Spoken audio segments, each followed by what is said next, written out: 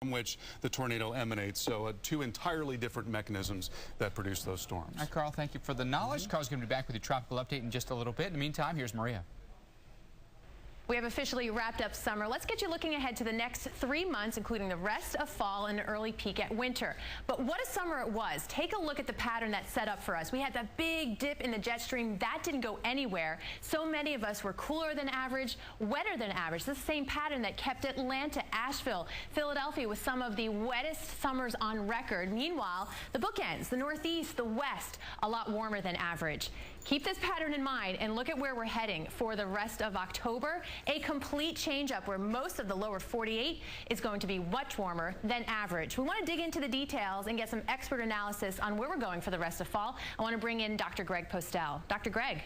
Yeah, thanks, Maria. That's exactly right. So when we look at the next 3 months overall, the October pattern is going to start us off. We're going to have a jet stream that is basically flowing from southwest to northeast across North America like that. And I think the best chances for warmer than average conditions will be across Canada, believe it or not, and parts of the northern United States. I think overall, the coldest air is going to be bottled up in parts of northwestern Canada and maybe even the North Pacific Ocean. Keep it there as far as I'm concerned.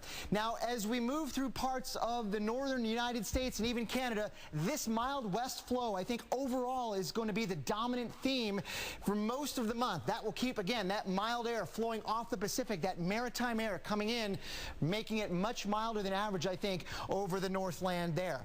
But as we head overall into the end of October, the wild card is blocking patterns may start to show up at the end of the month. And what that would do, it would tend to try to wrinkle up the jet stream and allow some bigger dips to come into parts of the Northeast. And I think at times that may allow some colder air to filter in to this part of the country. But overall, in October, I still think that west wind is going to win out. I think we're going to have much warmer than average conditions here across parts of the north, cooler in the west. There is, I think, a little bit of a risk to go cooler here in the southeast, but we'll just see about that. But overall, October looks pretty warm nationwide.